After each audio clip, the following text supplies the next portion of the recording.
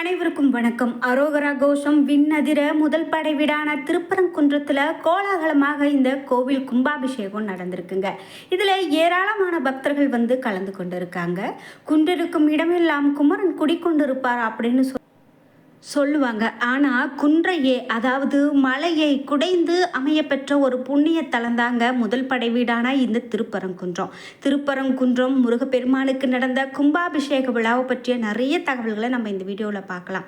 குறிப்பாக முருகப்பெருமானுக்கு அறுபடை வீடுகளில் இருந்த போதிலுமே எந்த தலத்திலும் காண கிடைக்காத ஒன்றாக முருகப்பெருமான் அமர்ந்த நிலையில் சாந்தமாக தெய்வானை அம்பாளுடன் திருக்கோலத்தில் அருள்பாலிக்கக்கூடிய ஒரே தலமாக இந்த திருப்பரங்குன்றம் இருக்குது. திருப்பரங்குன்றம் முருகப்பெருமானை பற்றிய நிறைய தகவல்களை நம்ம இந்த வீடியோவில் சுவாரஸ்யமாக சொல்லி பார்க்கலாம். இந்த வீடியோவை பார்த்துட்டு இருக்கக்கூடிய நீங்கள் திருப்பரங்குன்றம் முருகனுக்கு அரோகரா, வெற்றிவேல் முருகனுக்கு அரோகரா என்ற வாசகங்களை கீழே கமெண்ட் பாக்ஸில் பதிவிட்டுட்டு வீடியோவை தொடர்ந்து பாருங்கள். நீங்கள் இன்னும் உற்சாகம் டிவி சேனலை சப்ஸ்கிரைப் பண்ணாமல் இருந்தால் சப்ஸ்கிரைப் பண்ணிக்கோங்க. கூடவே இருக்க பெல் ஐக்கானை மறக்காமல் கிளிக் பண்ணிடுங்க. வாங்க வீடியோக்குள்ளே போகலாம். உங்களுக்கு ஜோதிட ரீதியாக நிறைய சந்தேகங்கள் இருக்குது, அதை நீங்கள் முழுமையாக கேட்டு தெரிஞ்சுக்கணும் அப்படின்னு நினைக்கிறீங்களா?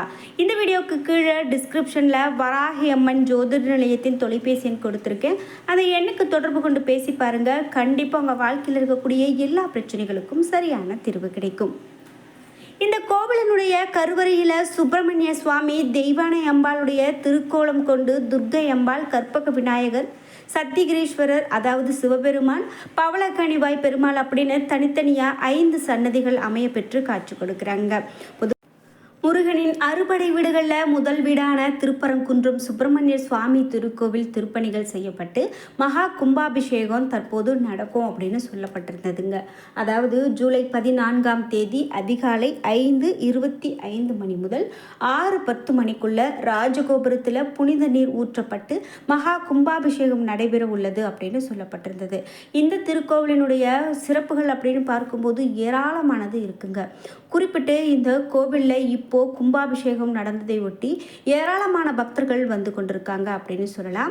இந்த கும்பாபிஷேகம் அப்படின்னு பார்க்கும்போது சமீபத்தில் தான் 2ஆம் படை வீடான திருச்செந்தூரில் கும்பாபிஷேகம் நடந்து லட்சக்கணக்கான பக்தர்கள் கலந்து கொண்டாங்க. அதே போல் இந்த முதல் படை வீட்டிற்கும் ஏராளமான பக்தர்கள் கும்பாபிஷேகத்தில் கலந்து கொண்டு புனித நீர் ஊற்றி பக்தர்கள் மீதும் புனித நீர் ஊற்றப்பட்டு ரொம்ப சிறப்பாக நடந்திருக்கு அப்படின்னு சொல்லலாம். இந்த ராஜகோபுரத்தில் இருக்கக்கூடிய 7 கலசங்களிலும் புனித நீர் ஊற்றப்பட்டது. இதை காண பல்வேறு மாவட்டங்களில் இருந்தும் நிறைய பக்தர்கள் வந்தாங்க அப்படின்னு சொல்லலாம். இதையொட்டி 10க்கும் மேற்பட்ட ட்ரோன்கள் பயன்படுத்தப்பட்டிருக்கு. இவற்றின் மூலமாக சில மீட்டர் தூரம் வர புனித நீர் ஊற்றப்பட்டிருக்கு. அதே போல் கோவிலுக்கு உள்ளே கோவர்தாம்பிகை விமானம், அதே போல் விநாயகர் விமானம், பசுபதி ஈஸ்வரர் விமானம் ஆகியவற்றின் மீதும் புனித நீர் ஊற்றப்பட்டு கும்பாபிஷேகம் வெகு விமர்சையாக நடந்திருக்கு. அதன் பிறகு கோவில் கருவறையில் இருக்கக்கூடிய முருகப்பெருமானுக்கு மகா அபிஷேகம் மற்றும் தீபாராதனைகளும் காட்டப்பட்டிருக்கு. மதுரை இந்த திருப்பரங்குன்றம் மகா கும்பாபிஷேக விழாவை ஒட்டி நிறைய அதிகாரிகளும் கலந்து கொண்டிருக்காங்க. இந்து சமய அறநிலையத்துறை சார்பில் சிறப்பு ஏற்பாடுகளும் செய்யப்பட்டிருந்தது. பக்தர்களுக்கு வசதிகளை மாவட்ட நிர்வாகமும் மாநில அரசும் செய்து கொடுத்திருக்கு அப்படின்னு சொல்லப்பட்டிருந்தது. இது மட்டும் இல்லாமல் காலை முதல் இரவு வரை அன்னதானம் வழங்குவதற்கான ஏற்பாடுகளும் செய்யப்பட்டிருந்தது. குறிப்பாக வட மாநிலங்களில் இருந்து ஏராளமான பெண் பக்தர்கள் வருகை புரிந்திருக்கிறதா சொல்லப்பட்டிருந்தது. கும்பாபிஷேக விழாவில் 150 சிவாச்சாரியர்கள் கலந்து கொண்டு தியாகசாலை பூஜை செய்திருக்காங்க. மேலும் தமிழ் வேத பாராயணம் பாடப்பட்டிருக்கு. திருப்பரங்குன்றம் முருகன் கோவிலில் 2.36 கோடியை மதிப்பில் இந்த திருப்பணிகள் நடைபெற்று தற்போது முடிந்து கும்பாபிஷேகம் நடந்திருக்கு. குறிப்பாக 125 அடி உயரம் கொண்ட ராஜகோபுரத்தில் சுமார் 90 லட்சம் மதிப்பில் பஞ்சவர்ணம் பூசப்பட்டு தயார் செய்யப்பட்டிருந்தது. இது தவிர கோவில் கருவறையில் மின் விளக்குகள், பக்தர்கள் தரிசன வரிசையில் கம்பிகள் பொருத்துதல் ஆகியவை பணிகள் ரொம்ப சிறப்பாக மேற்கொள்ளப்பட்டிருந்தது. மதுரை திருப்பரங்குன்றம் சுப்பிரமணிய சுவாமி கோவில் மகா கும்பாபிஷேக விழாவை ஒட்டி அங்கு இருக்கக்கூடிய பக்தர்களினுடைய கூட்டமே அதிகமாக இருந்தது அப்படின்னும் சொல்லப்பட்டிருந்தது. மேலும் இந்த வீடியோவை பார்த்துட்டு இருக்கக்கூடிய நீங்கள் திருப்பரங்குன்றம் கோவிலுக்கு போயிருக்கீங்க அப்படின்னா மறக்காமல் உங்களுடைய கருத்துக்களை கமெண்ட் பாக்ஸில் பதிவிடுங்க. இது மட்டும் இல்லாமல் நீங்கள் அறுபடை வீடுகளில் எத்தனை படை வீட்டிற்கு சென்றிருக்கீங்க, அப்படி நீங்கள் இது வரைக்கும் இந்த படை வீட்டிற்கு போகிறதுக்கான நேரம் வரவே இல்லை, என்னால் போகவே முடியல அப்படின்னா வருத்தப்படாதீங்க. இப்போது இந்த நிமிடம் முருகப்பெருமானை நினைத்து வழிபட்டு கொண்டுங்க, கண்டிப்பாக முருகன் உங்களை கூப்பிடுவார். இப்படி 6 படை வீட்டிற்கும் போயிட்டு வந்தோம் அப்படின்னாலே போதும், நம்ம வாழ்க்கையில் இருக்கக்கூடிய துன்பங்கள் எல்லாம் நீங்கியது அப்படின்னு சொல்லலாங்க. அப்படி ஒரு சிறப்பான பேரை நம்மளால் பெற முடியும். திருப்பரங்குன்றத்தில் கும்பாபிஷேகம் ரொம்ப சிறப்பாக இந்த 14 வருடங்கள் கழித்து இந்த மகா குடமுழுக்கு நடைபெற்றிருக்கிறது. முருக பக்தர்களுக்கான அனைவருக்கும் ஒரு மகிழ்ச்சியை கொடுத்துருக்கு அப்படின்னே சொல்லலாங்க. குறிப்பிட்டு இந்த கும்பாபிஷேக விழாவில் ஏராளமான பக்தர்கள் கலந்து கொண்டிருக்காங்க. இந்த வைபவத்தை ஒட்டி 90 லட்சத்தில் கோவிலினுடைய கம்பீரமான சுமார் 125 அடி உயரம் கொண்ட ராஜகோபுரத்தில் பஞ்சவர்ணம் பூசப்பட்டிருக்குங்க. மேலும் அதே போல் கல்கம் அப்படின்னு சொல்லக்கூடிய 55 வகையான மூலிகையை கொண்டு மருந்து சாத்தப்பட்டு தயாரிக்கப்பட்டது. அதே போல் கடந்த 11ஆம் தேதி 2ஆம் கால 3ஆம் கால யாக வேள்விகள் நடந்து முடிந்திருக்கு. அதன் பிறகு காலை மாலை என 4 மற்றும் 5ஆம் கால வேள்விகள் நடந்திருக்கு.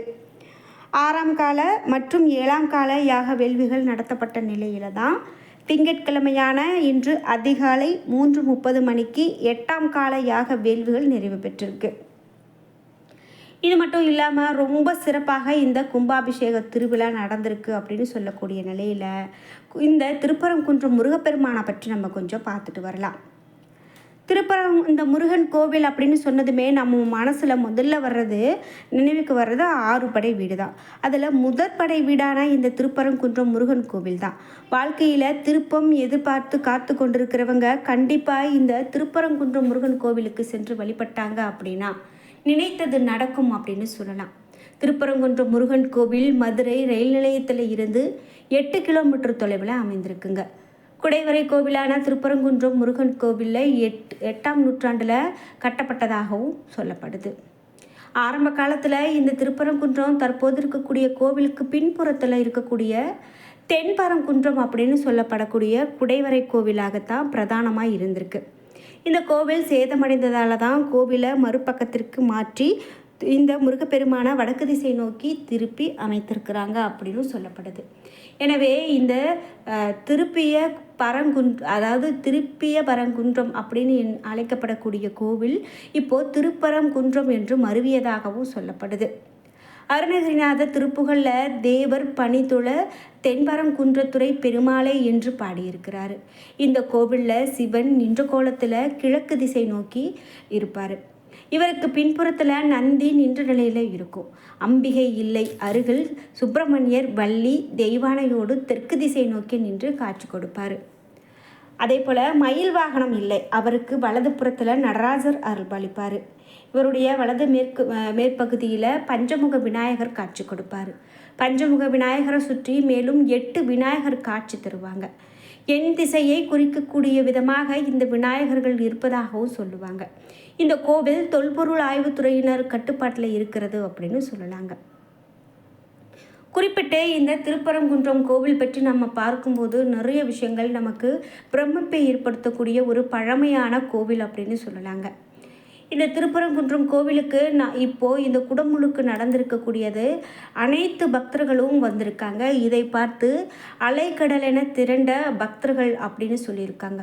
திருப்பரங்குன்றமே அதிரும் வகையில் ஏராளமான பக்தர்கள் வந்து கலந்து கொண்டிருக்காங்க அப்படின்னு சொல்கிறாங்க. அப்படியே அலைக்கடலென ஏராளமான பக்தர்கள் வந்த அந்த காட்சியானது மெய் சிலிர்க்கும் விதமாக இருக்கிறது அப்படின்னு தான் சொல்லணும். இப்படி திருப்பரங்குன்றம் முருகப்பெருமாளுக்கு மட்டுமே உரிதான சிறப்புகள் அப்படின்னு பார்த்திங்கன்னா, இந்த முருகப்பெருமானின் திருக்களத்தில் இருக்கக்கூடிய வேலுக்கு அபிஷேகம் செய்யப்பட்டு வருது. அதனால் இங்கு வேல் மகிமை பெறுகிறது அப்படின்னு சொல்கிறாங்க.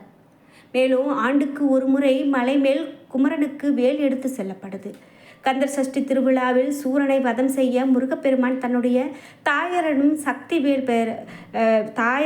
சக்தி வேலை பெறக்கூடிய வேல் வாங்குதல் இங்கே நடக்குது. இத்தனை சிறப்பு வாய்ந்த இந்த கோவிலில் கடந்த 2011ஆம் ஆண்டு ஜூன் மாதம் 6ஆம் தேதி கும்பாபிஷேகம் நடந்தது. 14 ஆண்டுகளுக்கு பிறகு தற்போது இந்த கும்பாபிஷேகம் நடத்த முடிவு செய்யப்பட்டு இப்போது நடந்திருக்கு அப்படின்னு சொல்லலாம். என்ன நண்பர்களே, இன்றைக்கி வீடியோவில் திருப்பரங்குன்றம் கோவில் பற்றியும் கும்பாபிஷேகம் பற்றியும் ரொம்ப சிறப்பான தகவல்களை தெரிஞ்சுக்கிட்டோம். இந்த வீடியோ கண்டிப்பாக உங்களுக்கு ரொம்ப பயனுள்ளதாக இருந்திருக்கும். வீடியோ உங்களுக்கு பிடிச்சிருந்தா லைக் பண்ணுங்கள், ஷேர் பண்ணுங்கள், கமெண்ட் பண்ணுங்கள். நீங்கள் இன்னும் உற்சாகம் டிவி சேனலை சப்ஸ்கிரைப் பண்ணாமல் இருந்தால் சப்ஸ்கிரைப் பண்ணிக்கோங்க. கூடவே இருக்க பெல் ஐக்கானை மறக்காமல் கிளிக் பண்ணிடுங்க. நன்றி வியூவர்ஸ்.